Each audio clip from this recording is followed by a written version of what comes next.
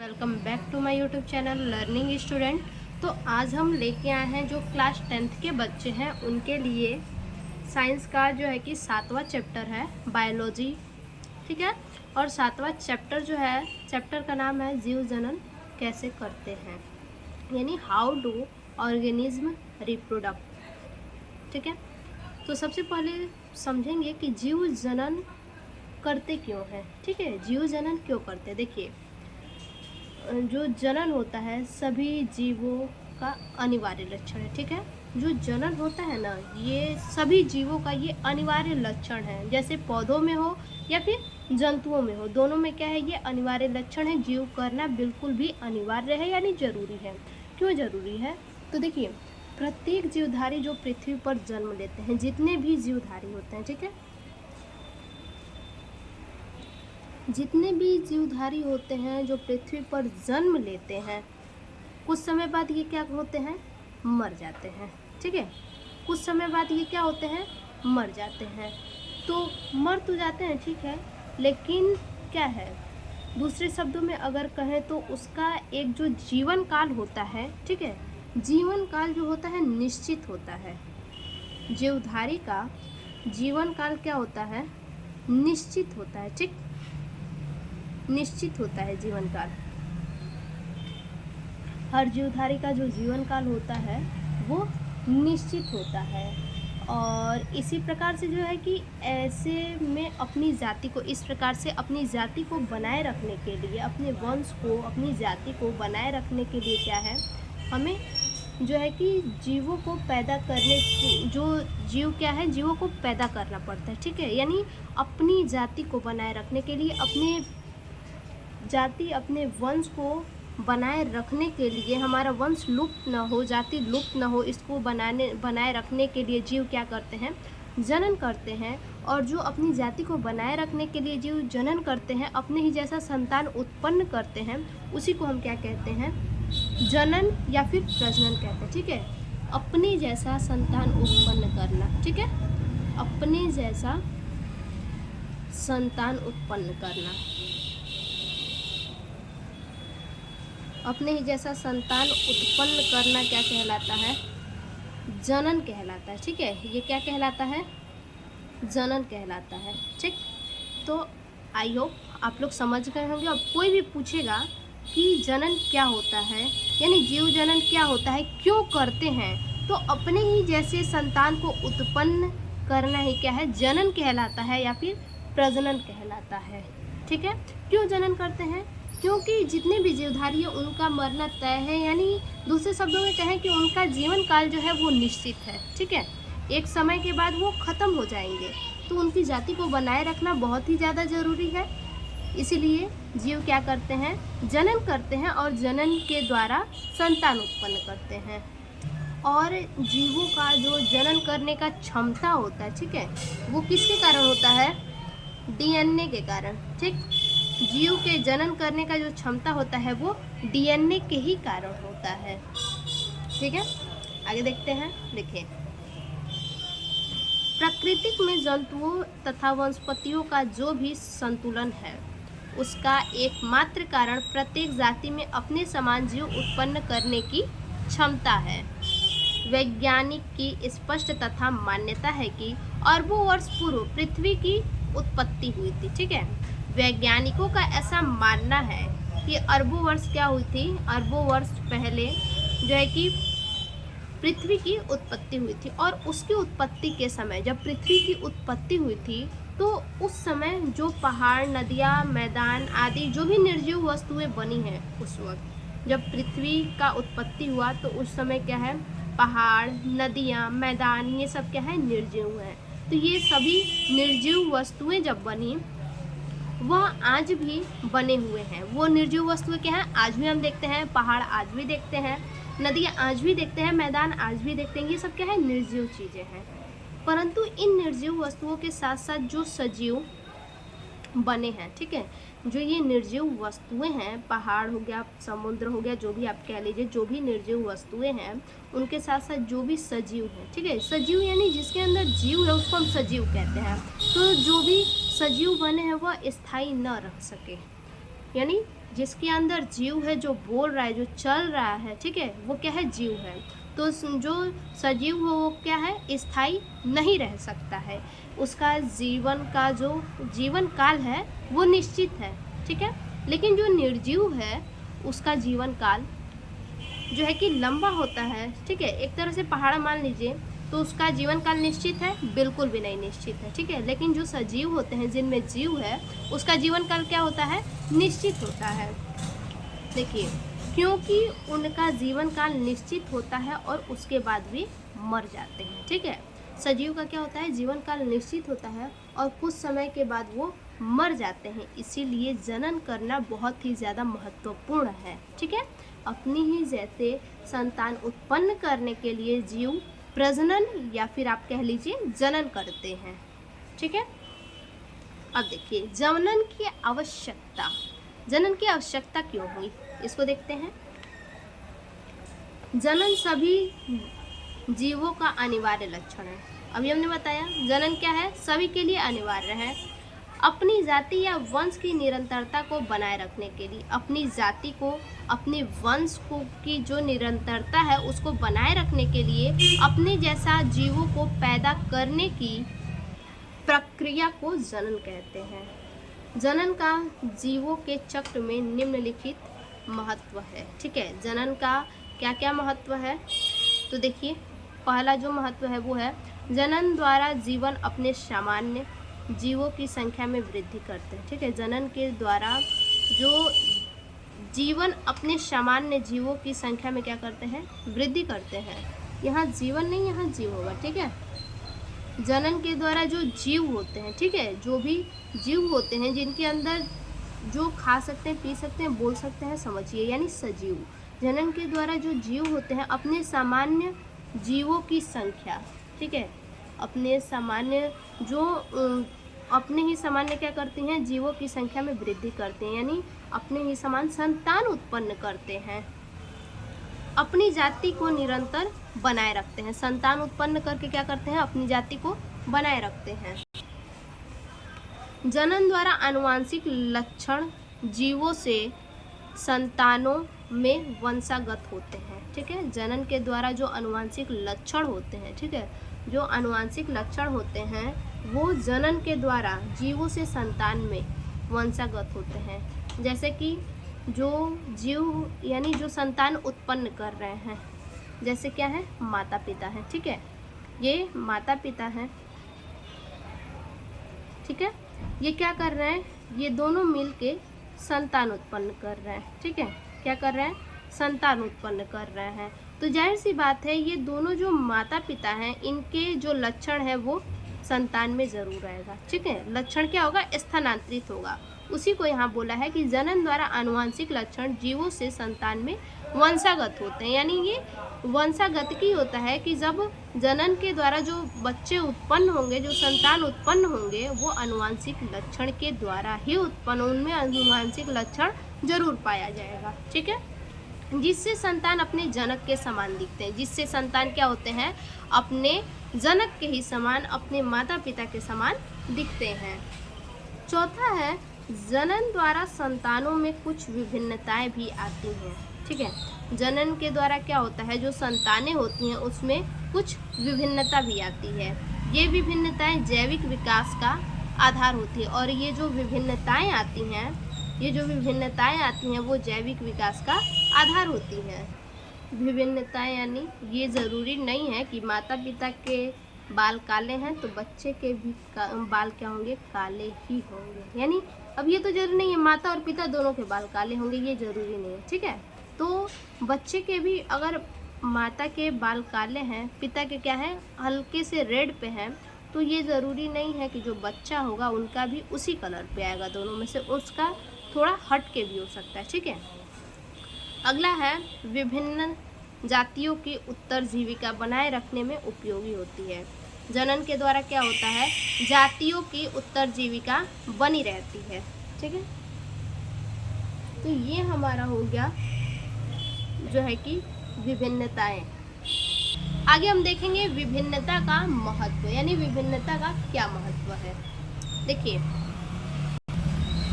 यदि समष्टि के जीवों में कुछ विभिन्नताएं होती हैं तो उनके जीवित रहने की संभावनाएं बढ़ जाती हैं। ठीक है, जो समष्टि होते हैं उनके जीवों में यदि कुछ विभिन्नताएं होती हैं, ठीक है, जो समष्टि यानी जो एक जाति के जो ग्रुप होते हैं उनको कहते हैं। ठीक है, तो उनके जीवों में कुछ भी विभिन्नताएं होती हैं तो उनके जीवित रहने की संभावनाएं क्या होती हैं, बढ़ जाती हैं। ठीक है, दूसरा जो महत्व है वो है विभिन्नताएं जाति की उत्तरजीविका बनाए रखने में उपयोगी होती हैं। जो विभिन्नताएं होती हैं, ठीक है, वो जाति की उत्तरजीविका बनाए रखने में उपयोगी होती हैं। जैसे मान लीजिए अगर शेर है, ठीक है, शेर है, ठीक है, अगर शेर जो है संतान उत्पन्न करेगा तो जाहिर सी बात है शेर ही उत्पन्न करेगा, शेर या फिर शेरनी। ठीक है, जब शेर शेरनी के द्वारा बच्चे उत्पन्न होंगे तो जाहिर सी बात है शेर ही करेगा। हाथी का अगर देखा जाए तो हाथी क्या करेगा, अपने ही समान यानी अपने ही तरह हाथी जो है हाथी ही उत्पन्न करेगा। मनुष्य जो है मनुष्य ही उत्पन्न करेगा। तो ये सभी के सभी क्या है, अपनी जाति को बनाए रखने के लिए जनन करते हैं। और पृथ्वी पे जितने भी सजीव हैं उन सभी को जनन करना अनिवार्य है। ठीक है, जनन के द्वारा अपनी जाति को बनाए रखना, अपने वंश को बनाए रखना अनिवार्य है। ठीक है, अब देखिए जनन के प्रकार। जनन कितने प्रकार के होते हैं तो देखते हैं। जीवों में जनन 2 प्रकार के होते हैं। ठीक है, कौन कौन से? पहला है अनलैंगिक जनन यानी एसेक्सुअल रिप्रोडक्शन। अब सेक्सुअल रिप्रोडक्शन क्या है, यानी जनन की वे सभी विधियां जिनमें जीव के शरीर का कोई भी भाग जो है कि नए जीव का निर्माण करता है। ठीक है, कोई भी मान लीजिए एक जीव है, ठीक है, और वो जीव क्या कर रहा है, अपने शरीर के किसी भी अंग से एक नए जीव का निर्माण कर रहा है। जैसे मान लीजिए हम मान लेते हैं बैक्टीरिया ही है। ठीक है, कोई क्या है, बैक्टीरिया ही है। अगर बैक्टीरिया कोई हो तो एक बैक्टीरिया क्या होगा, बहुत सारी बैक्टीरिया को फैला देती है। ये तो आप लोग को भी पता होगा। यानी आप सीधे से कह सकते हैं कि जनन की वे सभी विधियां जिनमें क्या है, जो एक जीव है, ठीक है, एक कोई जीव है और जीव के शरीर का कोई भाग है, कोई भी भाग ले लीजिए, मान लीजिए इधर का जैसे भाग है, ठीक है, कोई भाग है जो नए जीव का निर्माण कर लेता है। अब यहाँ से क्या होगा, एक और नए जीव का ऐसे निर्माण हो जाएगा। ठीक है, तो इसे ही क्या कहते हैं हम, अलैंगिक जनन कहते हैं। अलैंगिक जनन में केवल एक जनक की आवश्यकता होती है। ठीक है, इसमें क्या है, केवल एक ही जनक की आवश्यकता होती है, इसमें 2 जनक की आवश्यकता नहीं होती है। एक जनक की आवश्यकता होती है जो नए जीव को जन्म देते हैं। ठीक है, एक ही जीव क्या करते हैं, एक नए जीव को जन्म देते हैं। इसमें केवल एक ही जीव की आवश्यकता होती है और इस प्रकार से जनन में न तो युग्मक बनता है और न ही निषेचन होता है। ठीक है, अलैंगिक जनन में क्या होता है, युग्मक नहीं बनता है और निषेचन भी नहीं होता है। ठीक है, निषेचन भी नहीं होता है। इसमें केवल एक ही जीव भाग लेता है जो कि उस जीव के किसी भी अंग से एक नया जीव का निर्माण होता है। ठीक है, फिर से एक बार समझिए, अलैंगिक जनन।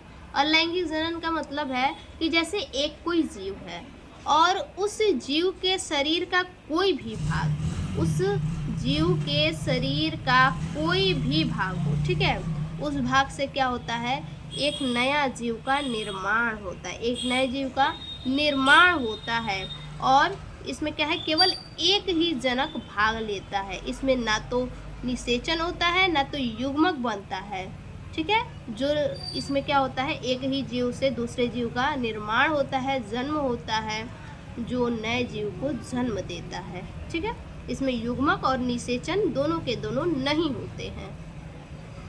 देखिए, अलैंगिक जनन, जब कोई जीव जनन के लिए अपने शरीर के किसी भाग अथवा किसी विशेष निर्मित संरचना को इस्तेमाल करता है तथा इन संरचनाओं में कोई लैंगिक संलयन नहीं होता है तो यह अलैंगिक जनन कहलाता है। ठीक है, दूसरे शब्दों में केवल एक जनक द्वारा उत्पन्न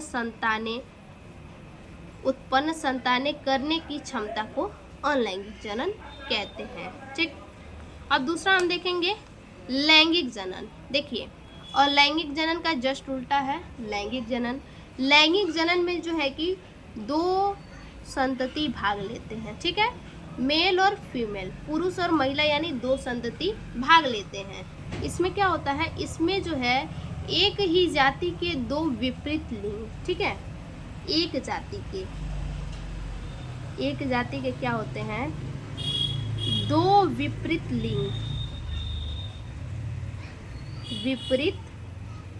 लिंग जो है भाग लेते हैं। ठीक है, एक ही जाति के इसमें जो है कि दो विपरीत लिंग जो है कि भाग लेते हैं।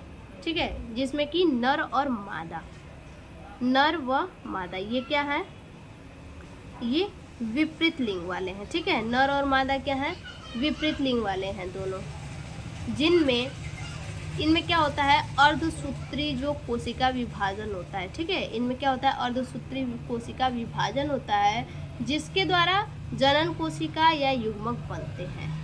ठीक है, क्या होता है, अर्धसूत्री विभाजन होता है। ठीक है, अर्धसूत्री कोशिका विभाजन होता है, जिसके द्वारा क्या बनता है, इसी के द्वारा युग्मक,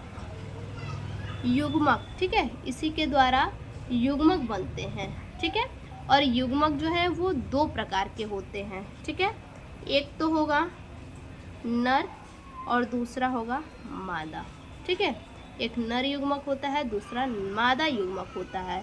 एक नर युग्मक तथा एक मादा युग्मक के मिलने से क्या होता है, युग्मनज बनता है। दोनों के मिलने से क्या होता है, दोनों के मिलने से युग्मनज बनता है। ठीक है, दोनों के मिलने से युग्मनज बनता है, और यही युग्मनज जो है वृद्धि और विकास करके क्या होते हैं, यही युग्मनज वृद्धि और विकास करके नए जीव उत्पन्न करते हैं। ठीक है, क्या उत्पन्न करते हैं, नए जीव उत्पन्न करते हैं। ठीक, यही जो युग्मक होते हैं नर और मादा, ये नर युग्मक और मादा युग्मक, इन्हीं के वृद्धि और विकास से क्या होता है, नए जीव का उत्पन्न होता है, अर्थात नया संतान उत्पन्न होता है।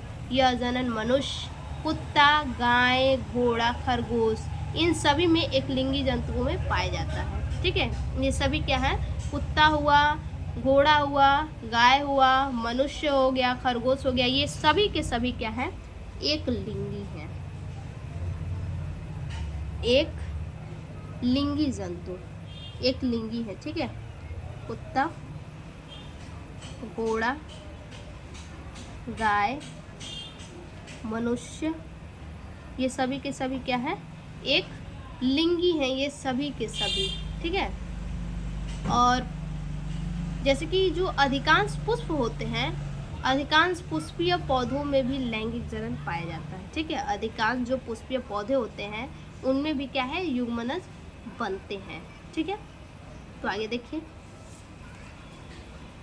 जब किसी जीव अथवा एक ही जीव जाति के दो सदस्यों द्वारा उत्पन्न दो युग्मक के संलयन से बने युग्मनज यानी जाइगोट संतान का जन्म होता है। ठीक है, युग्मनज यानी संतान का जन्म होता है, जो तो जनन लैंगिक जनन कहलाता है। ठीक है, जब संतान का जन्म होता है तो वो जन्म क्या कहलाता है, लैंगिक जनन कहलाता है। इस संतान में दो युग्मकों के लक्षणों का मिश्रण होता है। ठीक है, इस संतान में क्या होता है, दो युग्मकों के लक्षण होते हैं। अभी हमने बताया एक नर युग्मक, एक मादा युग्मक। ठीक है, इन्हीं के युग्मकों के लक्षणों का मिश्रण होता है, अतः लैंगिक जनन के फलस्वरूप अनेक विभिन्नताओं की संभावना होती है। अब आगे देखेंगे जीवों में लैंगिक जनन, किस प्रकार से जीवों में जो है कि लैंगिक जनन होता है। ठीक है, प्रायः सभी पादप तथा कुछ निम्न श्रेणी के जंतु अपने शरीर के किसी भाग में अपने संख्या में वृद्धि करते हैं। जीवों में अलैंगिक जनन निम्न प्रकार से होते हैं। ठीक है, जितने भी पादप होते हैं या फिर कुछ जो जंतु होते हैं, उनके शरीर में क्या होता है, किसी न किसी भाग में अपने संख्या में वो वृद्धि करते हैं। ठीक है, अपने शरीर के किसी न किसी भाग में संख्या में वृद्धि करते हैं। जीवों में अलैंगिक जनन निम्न प्रकार से होते हैं। देखिए, जिनमें से पहला जो है वो है विखंडन। ठीक है, पहला क्या है, विखंडन है। देखिए, विखंडन का अर्थ है टुकड़ों में टूटना। देखिए, विखंडन का क्या अर्थ है, टुकड़ों में टूटना। और ये दो प्रकार के होते हैं। ठीक है, विखंडन का अर्थ है टुकड़ों में टूटना, ये दो प्रकार के होते हैं। जिनमें से पहला है द्विविखंडन, यानी दो टुकड़ों में। द्विविखंडन दो टुकड़ों में यानी बाइनरी फ्यूजन। यह क्रिया प्रायः एक कोशिकीय जीवों में होती है।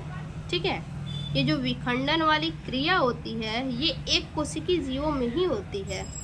जब जीव पूर्णतः वृद्धि कर लेता है, जीव क्या करता है, पूरी तरह से जब वृद्धि कर लेता है तो कोशिका का केंद्रक लंबा होकर दो केंद्रों में विभाजित हो जाता है। कोशिका का जो केंद्रक होता है, जैसे ये क्या है,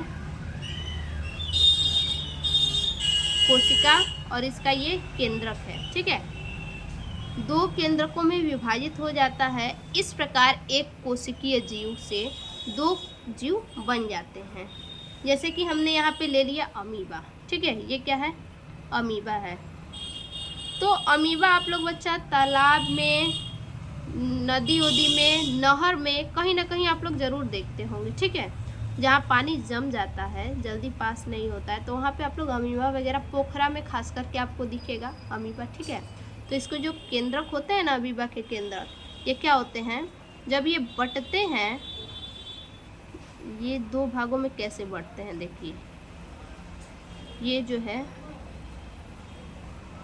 इस प्रकार से क्या होते हैं, दो भागों में। एक तो छोटा था, धीरे धीरे बड़ा हुआ तो क्या हुआ, ये दो भागों में बंट गया, फैल गया। अब यहाँ से क्या होगा, ये दो भागों में बंट जाएगा।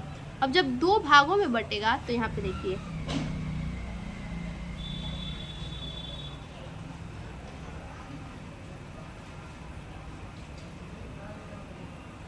देखिए, एक तो ये केंद्रक और दूसरा ये।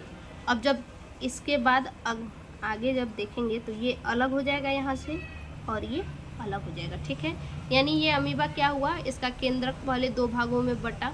ठीक है, धीरे धीरे ये क्या हो गया, अलग हो गया।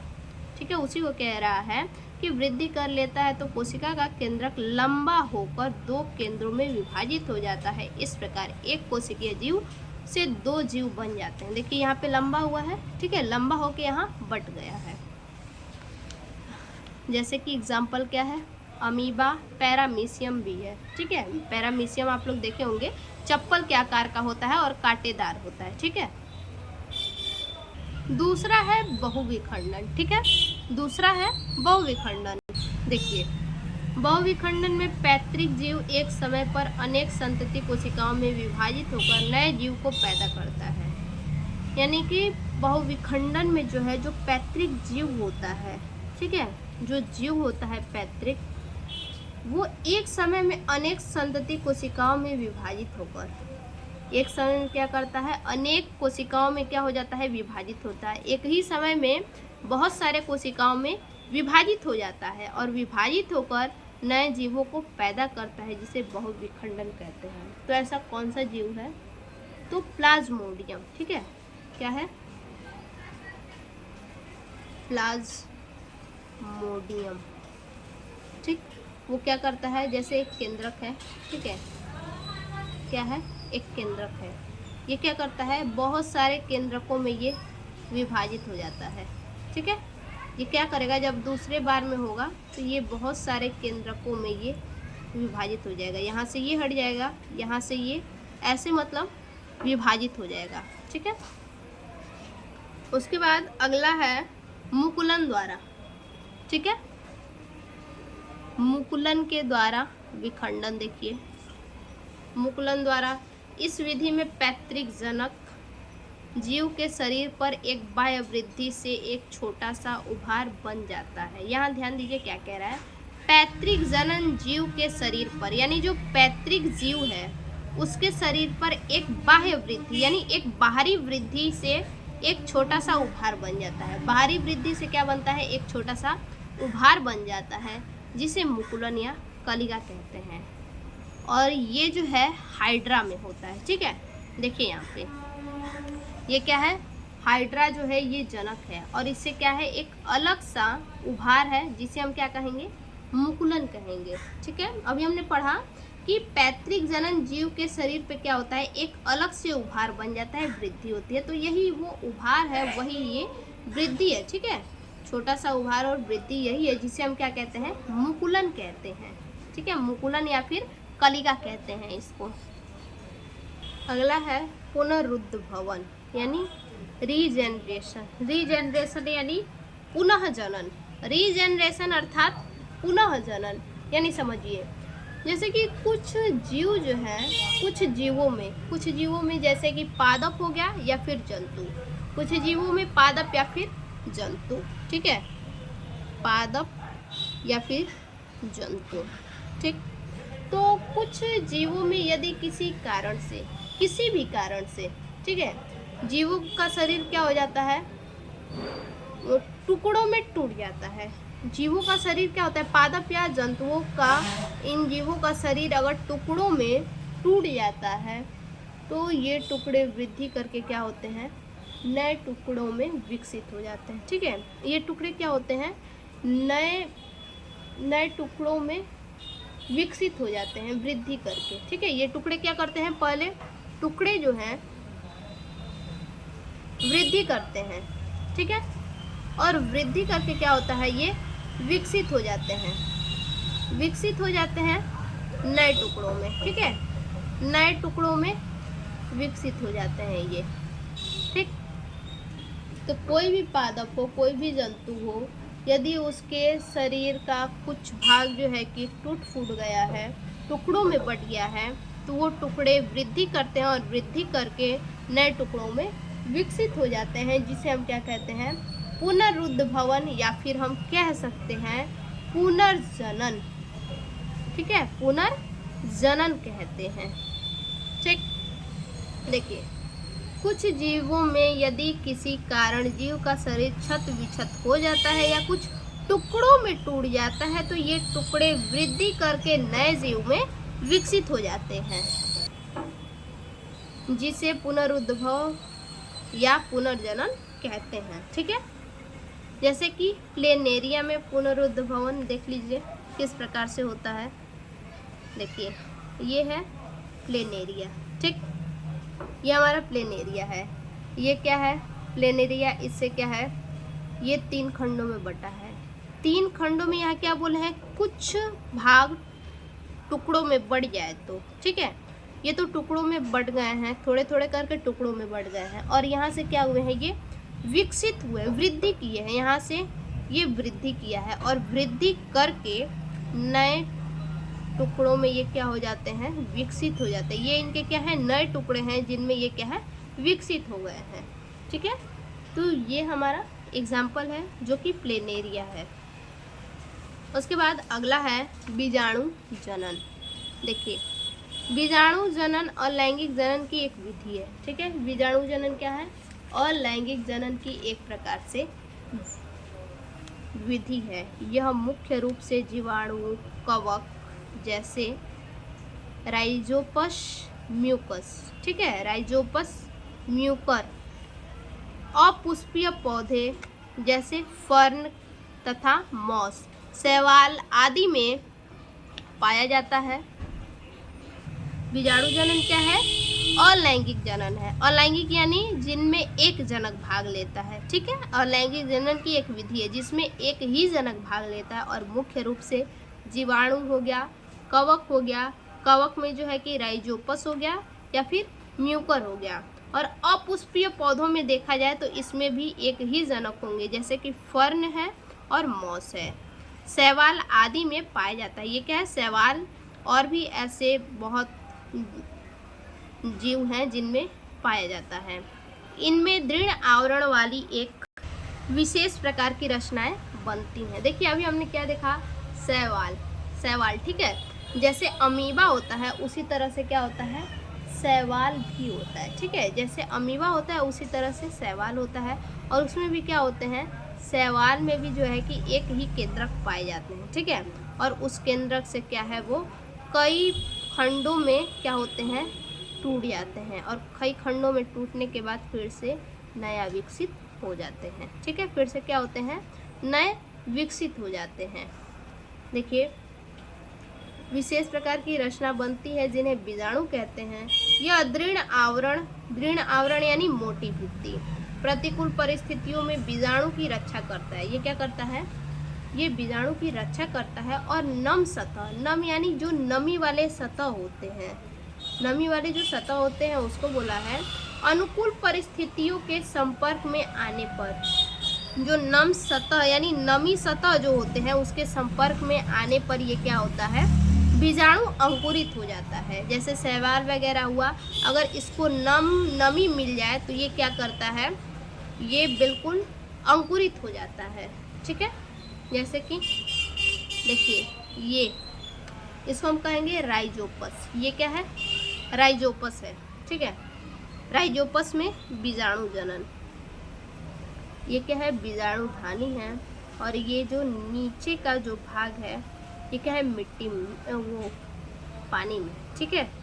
और ये जो है यहाँ पे अंकुरित हो गया, यहाँ पे बीजाणु जो है आपको दिख रहा है, यहाँ पे नमी पा करके, इसका जड़ यहाँ तक है, यहाँ पे नमी पा के ये क्या हुआ है, अंकुरित हो गया है बिल्कुल, यानी बीजाणु बन गया है, ठीक है। बीजाणु धानी से ये इसके जड़ से नमी पा करके दूसरा जो है वो बीजाणु बन गया है, यानी बीजाणु इसका अंकुरित हो रहा है, ठीक है।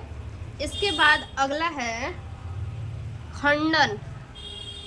देखिए, कुछ सरल संरचना वाले कोशिकीय जीव, सरल संरचना वाले कोशिकीय जीव यानी शैवाल हो गया और कवक हो गया, पूर्ण वृद्धि प्राप्त करके 2 या 2 से अधिक छोटे छोटे खंडों में टूट जाते हैं, ठीक है। ये क्या करते हैं, पूर्ण वृद्धि प्राप्त करके ये 2 या 2 से अधिक छोटे छोटे टुकड़ों में बिल्कुल ये क्या होते हैं, बट जाते हैं, छोटे छोटे टुकड़ों में खंडित हो जाते हैं। और प्रत्येक खंड वृद्धि करके एक नए जीव का निर्माण करता है। प्रत्येक खंड क्या करता है, वृद्धि करता है, और वृद्धि करके जैसे शैवाल हुआ या फिर कवक हुआ, ये क्या होते हैं, ये जो है कि 2 या 2 से अधिक टुकड़ों में क्या होते हैं, बढ़ जाते हैं। अब बढ़ने के बाद क्या होता है, इनके जो एक एक खंड होते हैं, यानी प्रत्येक खंड अर्थात एक एक खंड जो होता है वो वृद्धि करता है, और वृद्धि करके एक नए जीव का निर्माण करता है। जैसे एक शैवाल या एक कवक से 2 हुए, अब 2 से क्या होंगे, 4 होंगे, ठीक है। जैसे कि स्पाइरोगायरा है, ठीक है। एग्जाम्पल के लिए स्पाइरोगायरा, देखिए इसका फिगर, ठीक है। यहाँ पे क्या है, स्पाइरोगायरा, इसका स्पाइरोगायरा में यहाँ पे क्या है, खंडन हुआ है। आप देख सकते हैं कि ये क्या है, खंडन हुआ है, अलग अलग है ये। यहाँ 1 से 2, 2 से 3, 3 से 4 ऐसे है। अगला है कायिक जनन यानी वेजिटेटिव प्रोपेगेशन। और ये जो है, ये जो कायिक जनन है, ये जो कायिक प्रवर्धन है, ये अलैंगिक जनन की एक प्रकार से विधि है, ठीक है। यहाँ पे क्या है, कायिक जनन जो है अलैंगिक जनन की एक विधि है, यानी इसमें भी जो है कि एक ही संतति भाग लेता है, एक ही पैतृक भाग लेगा, ठीक है। एक ही भाग लेगा अकेले केवल, जिसमें पुराने पौधों के जो भाग होते हैं, पुराने पौधे के जो भी भाग होते हैं, जैसे कि मान लीजिए तना हुआ, जड़ हुआ, पत्ती हुआ, कुछ भी ले लीजिए, ठीक है। जिसमें पुराने पौधे के जो भी भाग होते हैं वो उनके अनुकूल ही परिस्थितियों में नए पौधे उत्पन्न होते हैं, ठीक है। जैसे कि देखिए, कायिक जनन और लैंगिक जनन की वह विधि है जिसमें पुराने पौधे के भाग जैसे तना, जड़ तथा पत्तियां से अनुकूल परिस्थितियों में नए पौधे उत्पन्न होते हैं। इस प्रकार उत्पन्न सभी पौधे आनुवंशिक रूप से जनक पौधों के समान होते हैं। पौधे में कायिक जनन 2 प्रकार से होता है, ठीक है। पौधे में कायिक जनन कितने प्रकार से होता है, तो दो प्रकार से होता है। कौन कौन सा? एक तो प्राकृतिक कायिक होता है, ठीक है, एक प्राकृतिक कायिक होता है और दूसरा कृत्रिम कायिक होता है। कायिक प्रवर्धन यानी सीधा आप समझिए कि पुराने पौधों के, इसमें जो है कायिक प्रवर्धन में पुराने पौधों के भागों से जो है कि अनुकूल परिस्थितियों में नए पौधे उत्पन्न होते हैं, ठीक है। पुराने पौधे के भागों से अनुकूल परिस्थितियों में नए पौधे उत्पन्न होते हैं। इस प्रकार उत्पन्न सभी पौधे जो है आनुवांशिक रूप से जनक पौधे के समान ही होते हैं, ठीक है। ये क्या होंगे? जितने भी पौधे होंगे वो जनक पौधे के समान होंगे, ठीक है। और कायिक प्रवर्धन दो प्रकार के होते हैं, एक प्राकृतिक कायिक और दूसरा कृत्रिम कायिक। प्राकृतिक कायिक यानी प्राकृतिक के द्वारा। तो चलिए देखते हैं। ए नंबर है प्राकृतिक कायिक प्रवर्धन। देखिए, पौधे में कायिक अंगों से कलिकाएं विकसित होकर नए पौधे का निर्माण करती हैं। पौधों में क्या होती हैं कि कायिक अंगों से, कायिक जो पौधे के कायिक अंग होते हैं उन अंगों से कलिकाएं विकसित होती हैं, ठीक है। यानी जैसे मान लीजिए कोई पौधा है या फिर कोई पत्ती है, ठीक है, ये क्या है? पत्ती है। क्या बोला है? कायिक अंगों से कलिकाएं विकसित होती हैं और इसके जो कायिक अंग है यहाँ से क्या होगा? कलिका उत्पन्न होगा, यानी नए पौधे उत्पन्न होंगे, ठीक है। नए पौधे का निर्माण करती हैं। अतः पौधों में स्वतः होने वाले इस जनन को प्राकृतिक कायिक कहते हैं। प्रायः इस प्रकार का जनन उच्च वर्ग के पौधों में पाया जाता है, ठीक है। इस प्रकार का जो जनन होता है वो उच्च वर्ग के जो पौधे होते हैं उसमें पाया जाता है। यह पौधे के निम्नलिखित भागों के द्वारा होता है, ठीक है। ये कैसे होता है? पौधे के निम्नलिखित भागों के द्वारा ये होता है, जिनमें से पहला है जड़ों के द्वारा, ठीक है, जड़ों के द्वारा। देखिए, कुछ पौधों जैसे डहेलिया, सतावर और शकरकंद आदि की जड़ें भोजन इकट्ठा करके फूल जाती हैं, ठीक है। कुछ पौधे ऐसे होते हैं जैसे कि डहेलिया का पौधा हुआ, सतावर हुआ या फिर शकरकंद हुआ, इनकी जड़ें क्या होती हैं? भोजन इकट्ठा करती हैं और भोजन इकट्ठा करके इनकी जड़ें फूल जाती हैं और सुप्तावस्था में चली जाती हैं, ठीक है। किस अवस्था में? तो सुप्तावस्था में ये चली जाती हैं। उन पर लगी अपस्थानिक कलिकाएं अगले जनन काल में नए पौधे को जन्म देती हैं। उनमें जो अपस्थानिक कलिकाएं होती हैं वो क्या होती हैं? अगले जनन काल में, ठीक है, अगले जनन काल में नए पौधे को जन्म देती हैं। जैसे कि शकरकंद की जो है कि शकरकंद को ही देख लीजिए, वो क्या होते हैं? अगले जनन काल में जो है कि नए पौधे उनके उत्पन्न होते हैं। या फिर डहेलिया की जो जड़ें होती हैं, फूली हुई जो जड़ें होती हैं, वो भी क्या है? अगले जनन काल में वो नए पौधे को जन्म देती है, ठीक है। उसके बाद दूसरा है तने के द्वारा यानी बाई स्टीम। अभी हमने जड़ों के द्वारा देखा, अब देखेंगे तनों के द्वारा, ठीक है। तनों के द्वारा देखिए, विभिन्न प्रकार के भूमिगत तने कायिक जनन में महत्वपूर्ण भूमिका निभाते हैं, ठीक है। विभिन्न प्रकार के ऐसे भूमिगत तने हैं जो जनन में क्या करती हैं? कायिक जनन के समय महत्वपूर्ण भूमिका अपना निभाती हैं। इनकी पर्व संधियों पर स्थित कलिकाएं, इनकी जो पर्व संधियाँ होती हैं, इन पे जो स्थित कलिकाएं होती हैं नए पौधों को जन्म देती हैं। जैसे समझिए क्या कहा है? भूमिगत तने। भूमिगत तने में क्या आएगा? आलू आएगा, ठीक है। भूमिगत तने में क्या आएगा? आलू आएगा। और क्या बोला है? कायिक जनन के महत्वपूर्ण भूमिका निभाते हैं, ठीक है। इनकी पर्व संधियों पर स्थित कलिकाएं नए पौधे को जन्म देती हैं। यानी इस पे जो क्या होती हैं, जो पौधे जो कलिकाएं निकलती हैं, कहते हैं ना आलू में आँख निकला हुआ है, सफ़ेद सफ़ेद छोटा छोटा निकल जाता है, ठीक है। सफ़ेद सफ़ेद क्या होता है? छोटा छोटा निकल जाता है, ठीक है, इस प्रकार से। और उसमें किसी किसी में थोड़ा बहुत जड़ें भी हो जाती हैं, ठीक है। तो ये हमारा क्या है? आलू है, ठीक, ये हमारा क्या है? आलू है। कलिकाएं नए पौधे को जन्म देती है। यहाँ से क्या है? आलू से नए पौधे का जन्म हो रहा है। अरबी, आलू, हल्दी, अदरक, ये सभी के सभी क्या है? तनों के द्वारा होते हैं। ठीक है, अरबी क्या है, अरबी में जो है कि तनों से कलिकाएं निकलती हैं। आलू में भी तनों में कलिकाएं निकलती हैं। हल्दी में भी, अदरक व लहसुन के भूमिगत तनों, पुदीना, ब्राही एवं दूब घास के अर्धवायवी तनों तथा अमरबेल का पौधा आप लोग देखे होंगे। ठीक है, अमरबेल एवं गन्ना, अमरबेल क्या होता है, पीला पीला होता है। ठीक है, बहुत कड़ा होता है उसका जो छिलका होता है। अमरबेल एवं गन्ना आदि के वायवी तने से नए पौधे उगते हैं। ठीक है, इन सभी के जो वायवी पौधे होते हैं उनसे नए पौधे उगते हैं। अगर आलू का जो निकला होता है कलिका, उसको लगा दिया जाए उस आलू को, तो उससे क्या होगा, नया आलू हमें दिखने लगेगा, नया आलू मिलने लगेगा उससे। ठीक है, यानी नया आलू उत्पन्न होने लगेगा अगर उसको मिट्टी में दबा दिया जाए तो। ठीक है, देखिए क्या है, आलू और लहसुन। ठीक है, आलू और लहसुन। आप इसकी जगह और कुछ भी लिख सकते हैं, जैसे कि अदरक भी, लहसुन, पुदीना। ठीक है, आगे है पत्तियों के द्वारा, बाय लीव्स। ठीक है, हमने जो है कि जड़ों के द्वारा देख लिया, तनों के द्वारा देख लिया, अब देखेंगे पत्तियों के द्वारा। कुछ पौधों में पत्तियां भोजन का संग्रहण करती हैं। ठीक है, कुछ पौधों में क्या होता है, जो पत्तियां होती हैं वो खुद ही भोजन तैयार करती हैं।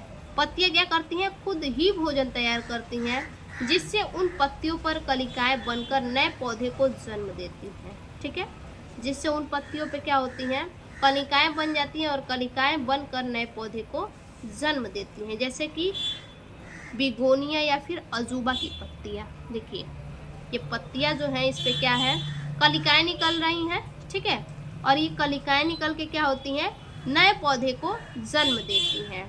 बिग्नोरिया तथा अजूबा की पत्तियों के किनारों पर अपस्थानिक कलिकाएं व जड़ें उग जाती हैं। आप देख सकते हैं फिगर में। ठीक है, उसके बाद जो चौथे नंबर पे है वो है पत्र कलिकाओं या भूस्तरीय द्वारा। भूस्तरीय यानी भूमि में।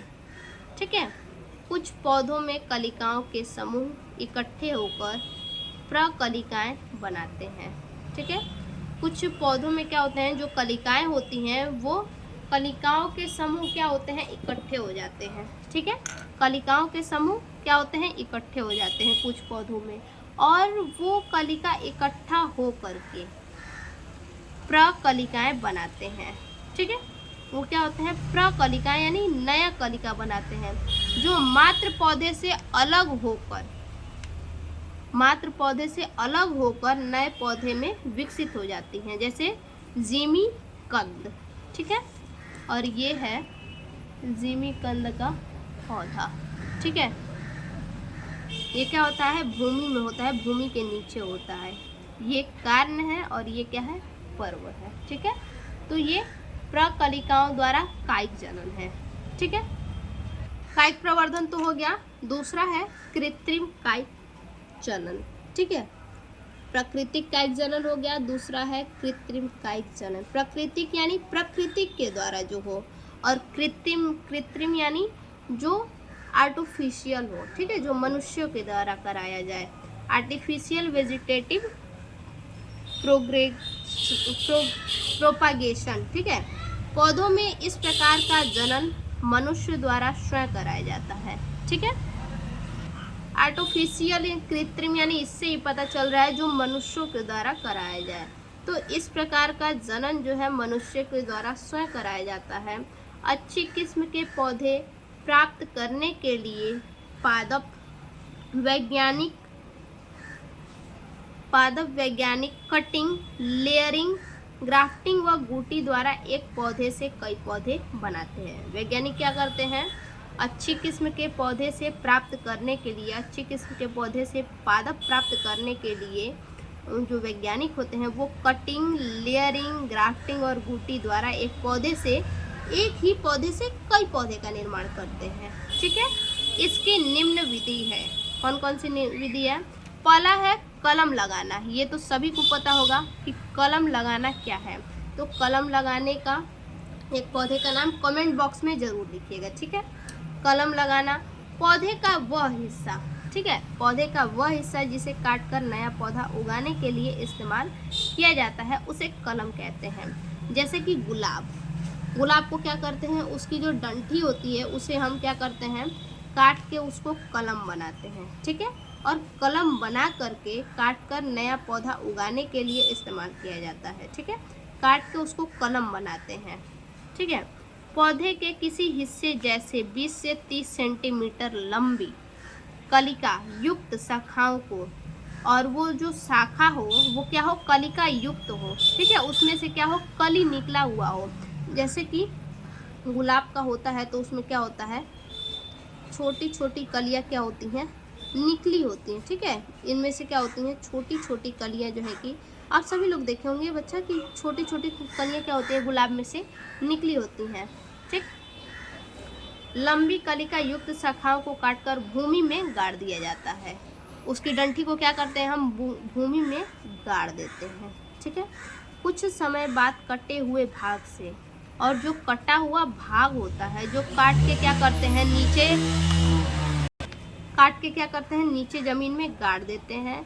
और कुछ समय के बाद जो कटा हुआ भाग होता है वो अपस्थानिक जड़ें निकलती हैं, वहाँ से क्या होती हैं, जड़ें निकलने लगती हैं कटे हुए भाग से। ठीक है, जैसे गुलाब, गन्ना, गुड़हल, अंगूर आदि क्या है, आदि के पौधे को इस विधि के द्वारा उगाया जाता है। अंगूर के पौधे को भी क्या है, कलम बनाकर उगाया जाता है। गुलाब को भी कलम बनाकर, गन्ना को भी कलम बना के ही उगाया जाता है, और गुड़हल को भी क्या है, कलम बनाकर ही उगाया जाता है। इन सभी को जो है कि कलम बनाकर के ही इनके नए पौधे को उगाया जाता है। आगे है पौधे, दूसरा है दाब लगाना। ठीक है, लेयरिंग, पौधे की एक शाखा को बिना काटे, ठीक है, बिना काटे ही जमीन पर दबा दिया जाता है। जैसे कि किसी पौधे की शाखा को लीजिए, ठीक है, और शाखा को क्या करें, काटे, और काट करके क्या करें, जमीन में लगा दे। जमीन में क्या करना है, दबा देना है, काटना नहीं है, बिना काटे दबाना है। ठीक है, पौधे की एक शाखा को बिना काटे, जैसे क्या है, कोई पौधा है। ठीक है, कोई पौधा है और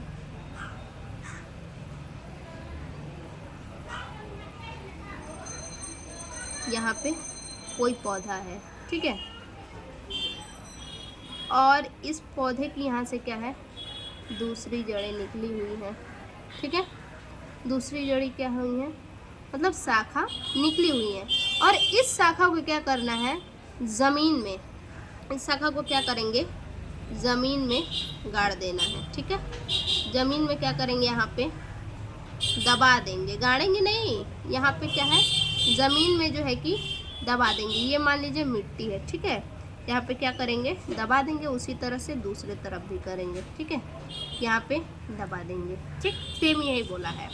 आगे है, जिससे उस दबी हुई शाखा पर जड़ें निकलती हैं, और ये शाखा जो हम दबा देंगे मिट्टी में, ठीक है, ये कहाँ दबाएंगे, मिट्टी में। मिट्टी में दबाने पर क्या होती है, यहाँ से जो है कि इन शाखाओं में से जड़ें निकलती हैं। क्या चीज़, जड़ें निकलती हैं।